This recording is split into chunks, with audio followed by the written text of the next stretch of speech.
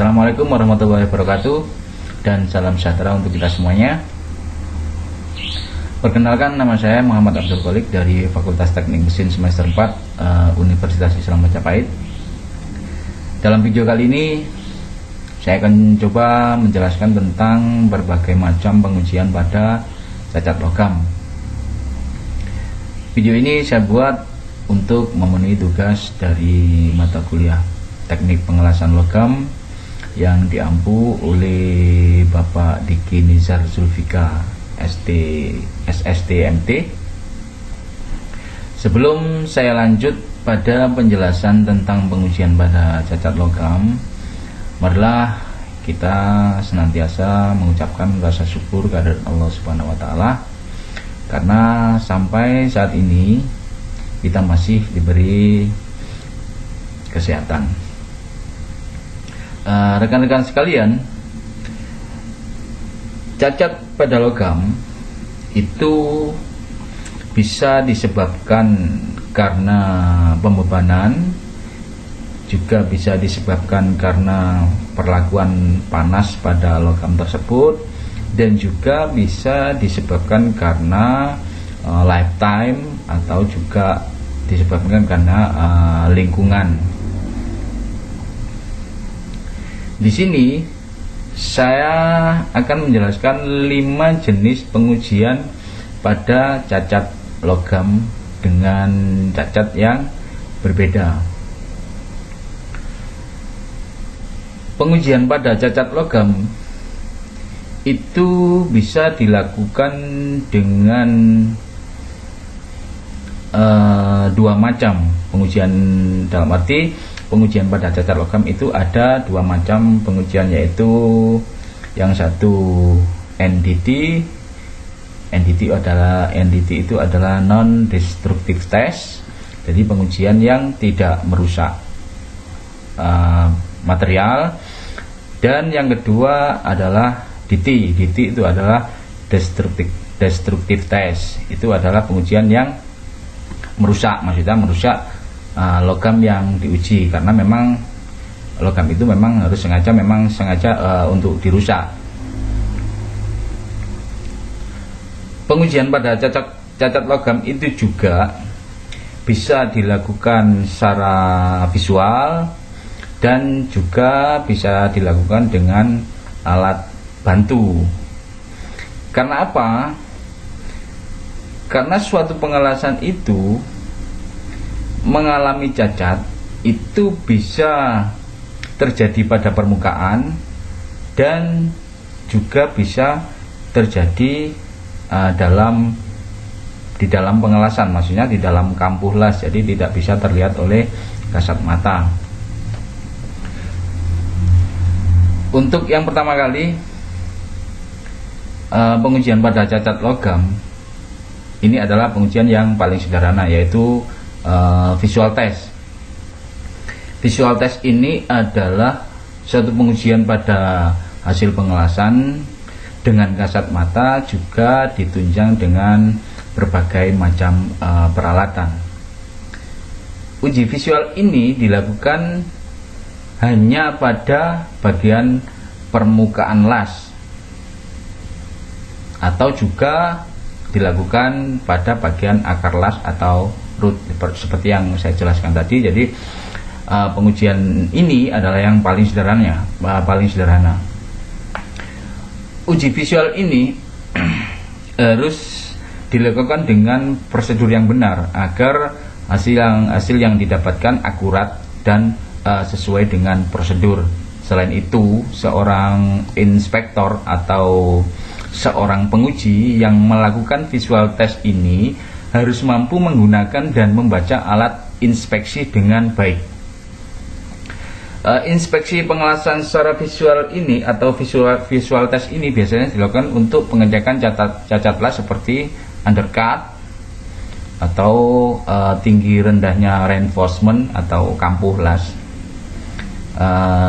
Untuk kali ini saya coba untuk menjelaskan lebih fokus di undercut dan ketinggian reinforcement.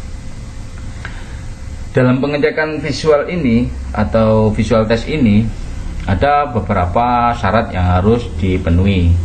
Yang pertama, cahaya atau penerangan sesuai dengan standar ISO 17637. Minimal pencahayaan pada saat melakukan uji visual ini adalah sekitar 350 lux. Namun yang direkomendasikan adalah sekitar 500 lux atau pencahayaan yang normal pada sebuah kantor ataupun workshop. Untuk mengukur seberapa besar pencahayaan ini, itu bisa menggunakan alat yang namanya lux meter. Kemudian yang kedua, posisi, maksudnya posisi saat melakukan inspeksi. Jadi ada posisi yang sengaja memang untuk diatur dalam melakukan uji visual ini. Jadi jarak mata dari permukaan lasan atau dari permukaan benda yang diuji sekitar atau sejauh 600 mm, dan sudut pun diatur juga. Untuk posisi sudut minimal 30 derajat. Ya, kemudian yang ketiga, peralatan yang digunakan untuk visual inspection ini itu ada bermacam-macam. Ada yang namanya dedicated wheel gap gauge, itu adalah untuk mengukur gap atau jarak dari kedua plat, ada plat-plat yang dilas maksudnya. Kemudian ada halo gauge. Halo gauge ini berfungsi untuk mengetahui perbedaan tinggi rendahnya dari plat yang disambung. Kemudian ada welding gauge. Di sini saya punya gambar untuk welding gauge. Nah, seperti ini welding gauge. Ini digunakan untuk mengukur sudut bevel, sudut bevel, kemudian permukaan las, akar las, ukuran fillet, kedalaman undercut, kemudian kedalaman underfill, kemudian ketinggian lasan. Jadi alat ini cukup universal, jadi banyak yang bisa diukur dengan alat ini. Kemudian jangka sorong, mungkin rekan-rekan sudah familiar dengan jangka sorong. Kemudian dibutuhkan juga lensa pembesar. Untuk apa lensa pembesar ini? Adalah untuk melihat dengan pembesaran ukuran cacat hingga 2 kali sampai 5 kali. Setelah semua prosedur di atas terpenuhi, maksudnya sudah siap, maka inspeksi sudah bisa dilakukan. Dalam pengujian secara visual ini ada syarat keberterimaan. Syarat keberterimaan ini bermacam-macam, banyak standar yang dapat diacu. Untuk kali ini saya bahas standar keberterimaan itu menurut ASME section 9. Untuk cacat undercut itu cacat undercut sebentar. Cacat undercut itu seperti ini. Jadi di pinggir kampulas ini ada lubang atau cerung. Ada juga yang mengatakan ada kawah yang di pinggiran kampuh. Ini yang namanya dengan cacat undercut. Menurut ASME section 9, cacat undercut ini maksimum kedalaman yang diizinkan adalah 1 mm, sedangkan panjang akumulatif maksimal adalah 50 mm.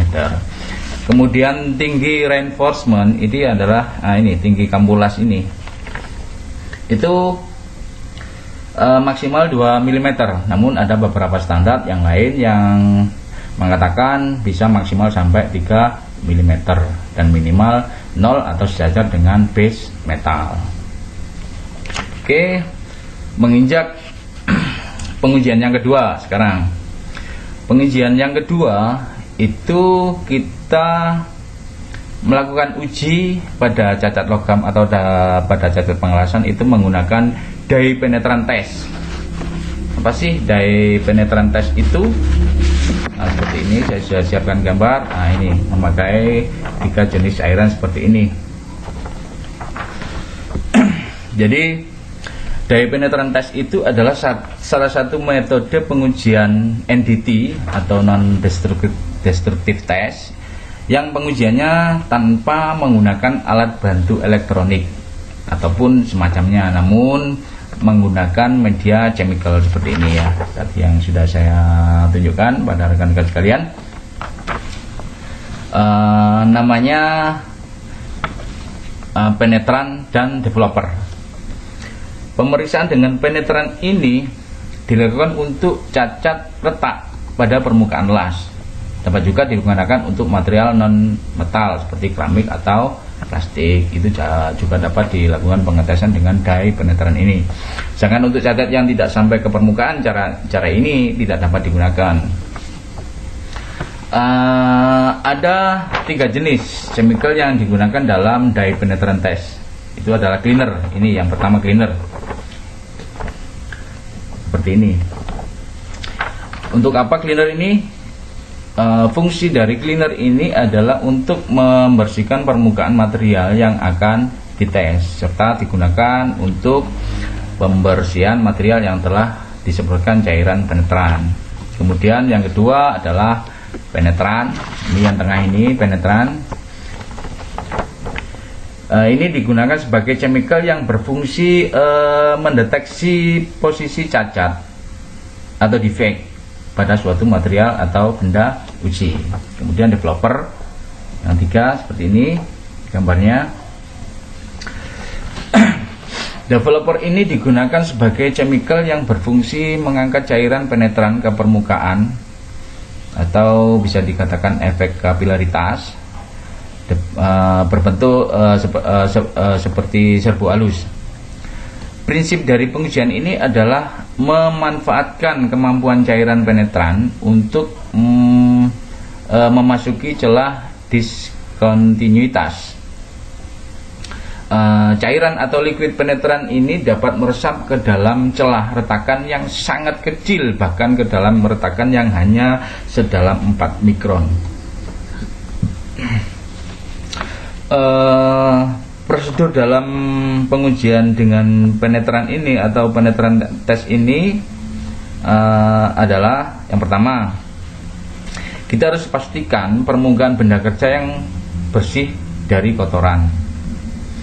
Kemudian untuk membersihkan itu kita bisa menggunakan macun atau apapun yang bisa untuk membersihkan kotoran dari permukaan benda uji. Kemudian kita semprotkan material dengan cleaner.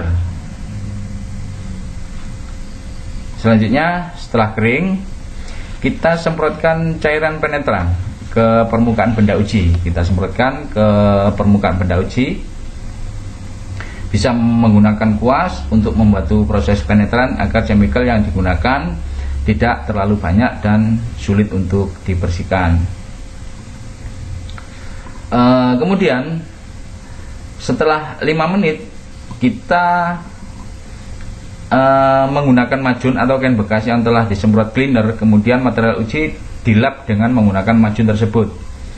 Setelah itu, setelah permukaan kering, kita baru semprotkan cairan serbuk halus tadi, yaitu developer, ke permukaan benda uji, dan kita tunggu sekitar 10-30 menit. Setelah itu, setelah waktu 10-30 menit itu, crack akan muncul ke permukaan. Kemudian kita harus segera mendokumentasikan sebagai langkah dalam pembuatan laporan.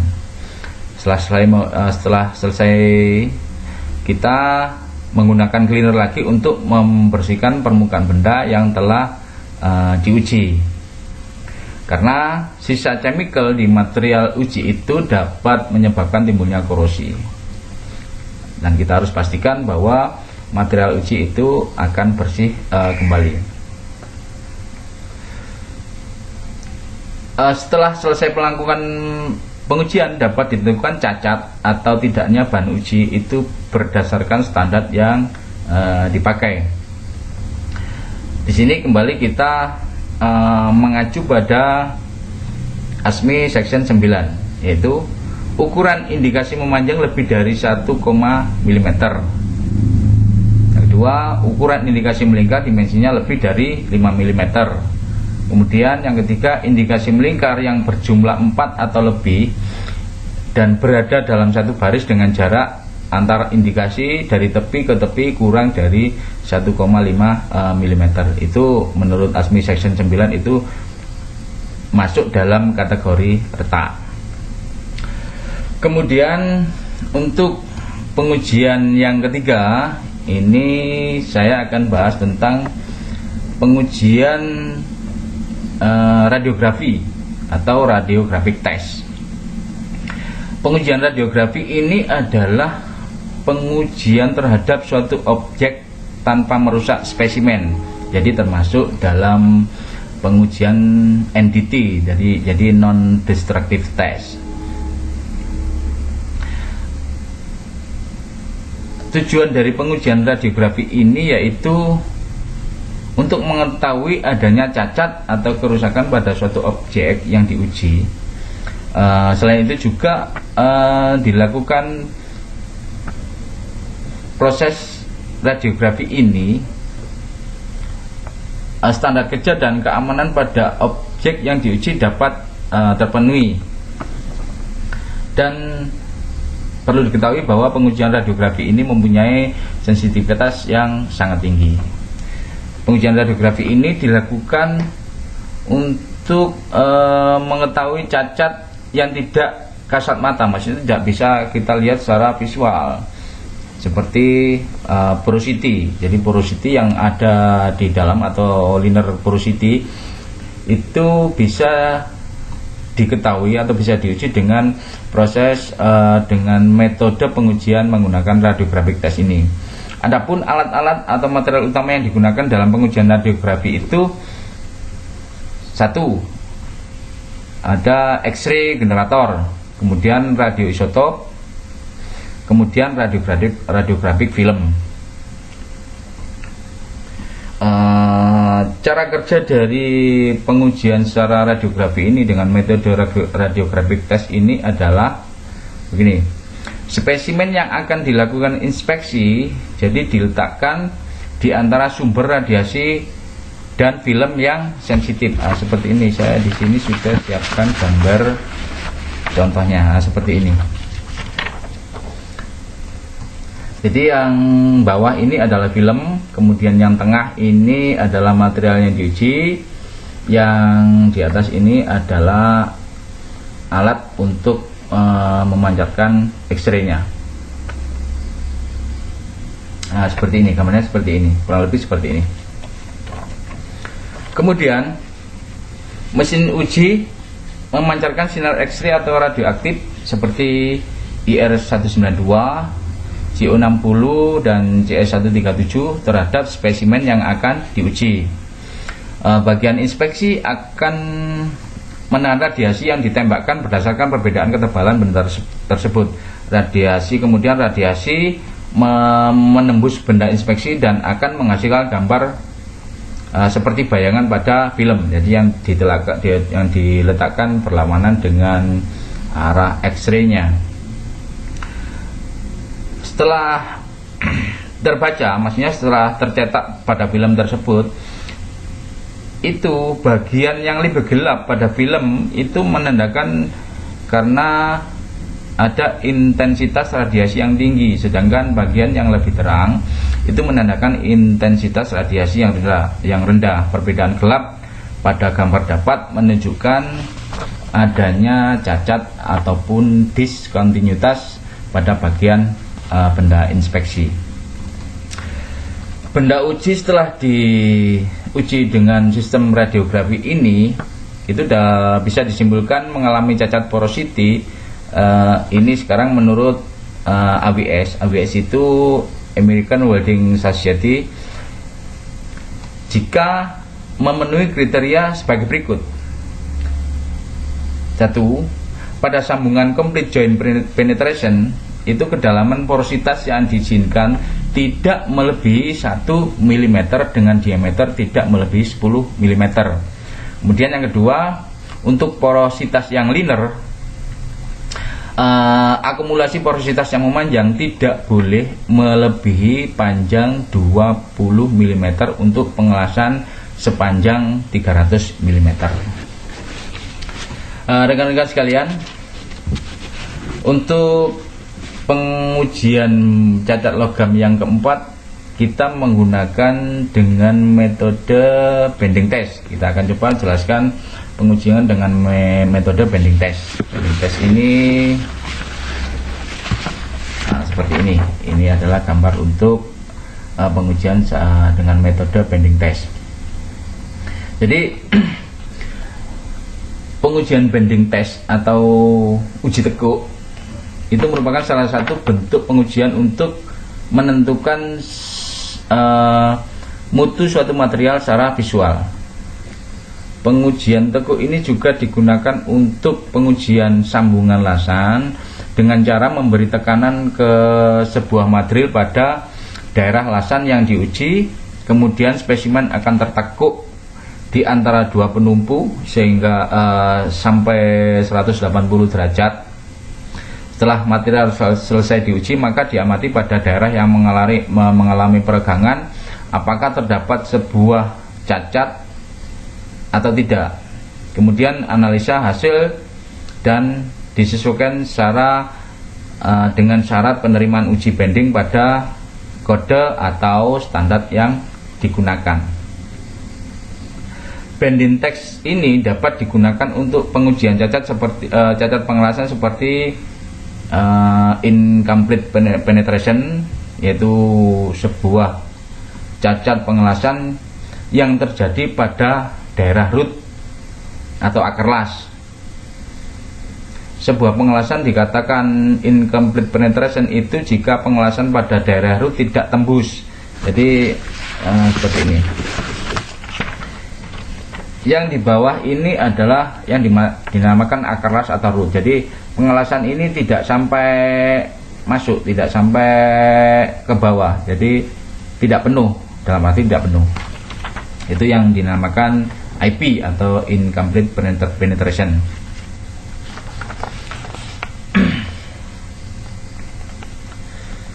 Dalam pemberian beban untuk penentuan dimensi material ada beberapa faktor yang harus diperhatikan, yaitu kekuatan tarik atau tensile strength, kemudian komposisi kimia, struktur mikro, kemudian tegangan luluh atau yield stress. Itu ketiga faktor tersebut harus betul-betul diperhatikan. Setelah menekuk, permukaan spesimen yang berbentuk cembung harus diperiksa dari kemungkinan adanya retak atau cacat permukaan yang lain. Apabila spesimen mengalami patah atau fracture setelah ditekuk, maka spesimen yang dinyatakan gagal uji. Namun jika tidak ada patah, maka kriteria keberterimaan seperti jumlah retak, dimensi retak atau cacat permukaan yang lain yang terlihat pada permukaan harus disesuaikan dengan standar yang diacu. Adanya retak pada sisi ketebalan atau sudut spesimen tidak dinyatakan sebagai kegagalan pengujian.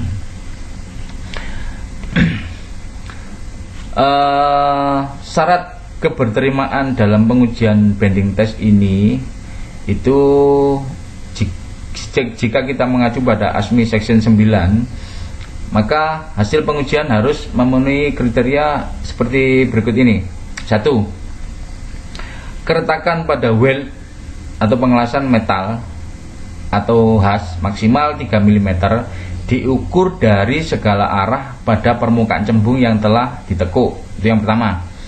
Kemudian yang kedua, retak pada pojok permukaan yang telah ditekuk tidak diperhitungkan kecuali yang disebabkan oleh slack inclusion atau lack of fusion atau cacat lainnya.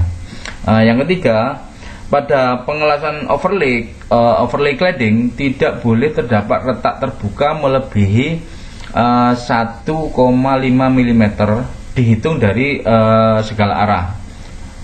pada interface tidak boleh terdapat retak terbuka yang melebihi dari 3 mm. Kemudian pengujian pada cacat logam yang kelima itu adalah ultrasonic test. Di sini kita akan bahas tentang ultrasonic test. Ultrasonic test itu seperti ini, alat untuk pengujian dengan ultrasonic test. Seperti ini. Ini alatnya seperti ini. Ini adalah layar untuk membaca. Ini adalah probe. Probe itu untuk mengetes logam yang diuji. Ultrasonic test ini atau UT, biasanya orang-orang menyebutnya UT, adalah salah satu metode uji material NDT, yaitu non-destructive test, menggunakan energi suara frekuensi tinggi atau bisa dikatakan getaran ultrasonik untuk melakukan proses pengujian atau proses pengukuran. Biasanya frekuensi gelombang ultrasonik itu digunakan untuk pengujian ini adalah di atas 20 kHz. Metode ultrasonic test ini itu sebenarnya dapat dibuat untuk menguji dari berbagai macam produk logam dan non logam. Kita bisa untuk pengujian terhadap sambungan las, benda tempa, kemudian benda cor, kemudian komposit juga bisa, plastik, keramik juga bisa, dan lain-lain. Secara umum pengujian ultrasonik ini didasarkan pada penangkapan dari gelombang yang dipantulkan atau gelombang yang ditransmisikan melalui transmisi. Jadi masing-masing dari penangkapan gelombang atau gelombang yang ditransmisikan itu digunakan dalam aplikasi tertentu. Tapi secara umum sistem ini lebih berguna karena hanya membutuhkan akses satu sisi objek yang diperiksa. Jadi tidak seperti pengujian pada radiografik harus ini film diletakkan di belakang terus alat uji di depan. Tapi pada ultrasonic test ini hanya cuma satu sisi sudah bisa dilakukan. Sistem ultrasonic test ini terdiri dari beberapa unit fungsional seperti penerima atau pulser, kemudian ada transducer, kemudian ada perangkat layar. Pulser atau penerima ini berguna sebagai atau yang dapat menghasilkan elektrik puls tegangan tinggi. Kemudian transducer ini menghasilkan energi ultrasonik frekuensi tinggi atau energi suara disebarkan melalui material, material yang diujikan dalam bentuk gelombang. Kemudian ketika ada diskontinuitas di jalur gelombang, sebagian energi akan dipantulkan kembali ke permukaan cacat. Sinyal gelombang yang dipantulkan itu diubah menjadi listrik dan ditransducer dan ditampilkan di layar. Seperti ini, di layar seperti ini. Kegunaan dari metode UT ini atau ultrasonic test ini adalah untuk mendeteksi cacat pada hasil pengelasan material logam dan ketebalan atau thickness suatu material. Sebenarnya ada dua macam jenis instrumen ultrasonic test itu. Yang satu adalah ultrasonic test wall thickness. Ini digunakan untuk mengetahui ketebalan material yang diuji. Jadi pada ultrasonic test ini data yang ditampilkan pada alat merupakan data digital berupa angka ketebalan dari material yang diuji. Kemudian yang kedua, ultrasonic test flow detector. Ini adalah instrumen untuk pengujian bahan yang digunakan untuk mendeteksi cacat yang ada dalam material uji. Dalam pembahasan kali ini lebih kita tekankan pada ultrasonic test wall thickness, yaitu pengujian terhadap ketebalan material water wall tube boiler itu yang berada dalam ruang bakar atau furnace. Karena pada saat boiler atau ketel uap beroperasi itu, permukaan pipa dan sambungan las pada pipa yang berada di dalam ruang bakar itu akan mengalami kontak langsung dengan pembakaran dan juga gas buang. Dengan begitu, secara otomatis permukaan pipa dan sambungan las, ini misalkan pipa ini sambungan las, itu akan mengalami gesekan secara terus-menerus, sehingga ketebalan baik pipa ataupun sambungan las akan menipis. Jika menipis atau abrasif, itu akan termasuk dalam kategori cacat logam. Dan untuk mengetahui seberapa besar penipisan yang terjadi pada permukaan pipa dan sambungan las itu, maka kita dapat mengujinya dengan alat yang saya sebutkan tadi, jadi dengan ultrasonic test untuk yang wall thickness, supaya jika ada penipisan yang melebihi standar yang diizinkan akan segera terdeteksi. Untuk langkah-langkah menggunakan ultrasonic test ini, itu pertama-tama, satu, kita harus menyiapkan alat ultrasonic test. Kemudian jangan lupa di-on-kan dan dikalibrasi juga. Biasanya di alat tersebut ada alat untuk kalibrasi alat itu sendiri. Kemudian yang kedua, kita siapkan peralatan penunjang seperti koplen. Koplen itu apa ya? Koplen itu adalah suatu cairan kental, itu koplen. Kemudian majun, center juga. Kita siapkan kertas untuk menulis data, kemudian ballpoint juga. Sebelum kita melakukan pengujian terlebih dahulu, kita harus membersihkan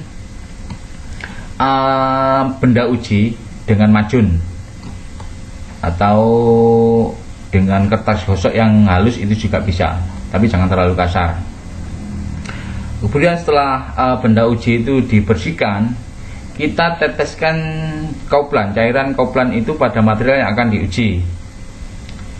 Kita teteskan, kemudian probe dari ultrasonic test itu kita tempelkan pada benda uji yang sudah kita teteskan koplan tadi, dan kemudian di layar ultrasonic test itu akan muncul angka yang menunjukkan nilai ketebalan material uji tersebut. Jadi nilai yang sudah kita dapatkan, nilai yang sudah tertera dalam layar ini, itu kita catat sebagai data.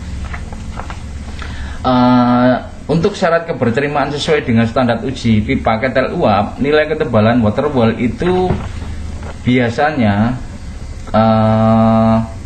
tidak boleh kurang dari 30% dari ketebalan awal atau aslinya.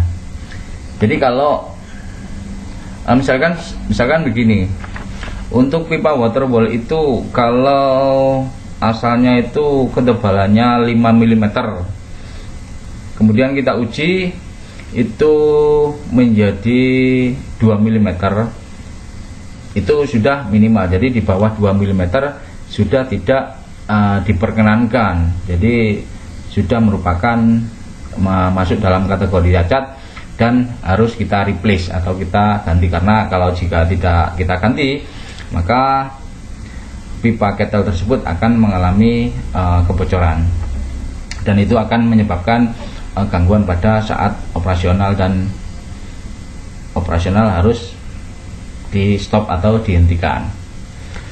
Pada pengujian dengan metode ultrasonic test ini adalah maksudnya ada kelebihan dan kekurangan. Untuk kelebihannya itu, satu, pemeriksaan dapat dilakukan dari satu sisi. Kemudian yang kedua, dapat dipakai untuk mendeteksi dan sekaligus menentukan jarak, menentukan letak dan ukuran internal diskontinuitas pada material-material logam dan non-logam. Kemudian peralatan portable dan ringan. Jadi alat ini kecil sebenarnya ya sebesar ini, cuma kira-kira sebesar handphone lah. Itu untuk alatnya. Kemudian tidak menimbulkan bahaya radiasi seperti pengetesan dengan radiographic test. Kemudian selanjutnya dapat dipakai memeriksa benda yang tebal atau panjang. Kelebihannya selanjutnya adalah dalam melakukan scanning itu kita dapat melakukan scanning dengan kecepatan tinggi. Akan tetapi banyak juga kekurangan yang ada pada metode pengujian dengan sistem ultrasonic test ini. Diantaranya, untuk melakukan pengujian ultrasonic test ini diperlukan operator yang benar-benar terlatih, terampil, dan harus dilaksanakan dengan hati-hati dan penuh konsentrasi. Kemudian kekurangan yang lain itu diskontinuitas yang letaknya sejajar gelombang suaranya biasanya itu tidak dapat terdeteksi. Lalu diperlukan koplan. Seperti yang saya sebutkan di depan tadi, koplan adalah material yang biasanya berupa cairan yang digunakan untuk media transmisi dari energi ultrasonik dari transducer ke tes spesimen atau material uji. Kekurangan yang lain yaitu non-relevant indication dapat terjadi akibat bentuk komponen, cacat-cacat yang membentuk sudut, dan adanya pantulan. Kemudian getaran yang ikut masuk dalam benda kerja sehingga diskontinuitas tidak bisa terbaca atau tidak terdeteksi oleh probe. Kemudian yang terakhir, untuk kekurangan UT ini atau ultrasonic test ini, benda dengan permukaan yang kasar, bentuk yang tidak beraturan atau sangat kecil, tipis, tidak mungkin, itu juga sulit untuk diuji atau sulit untuk terdeteksi. Itulah 5 pengujian cacat logam yang bisa saya jelaskan dalam video kali ini. Apabila ada kekurangan, saya mohon maaf yang sebesar-besarnya, dan semoga video ini atau video kali ini dapat bermanfaat untuk kita semua. Akhir kata, wabillahi taufik wal hidayah. Assalamualaikum warahmatullahi wabarakatuh.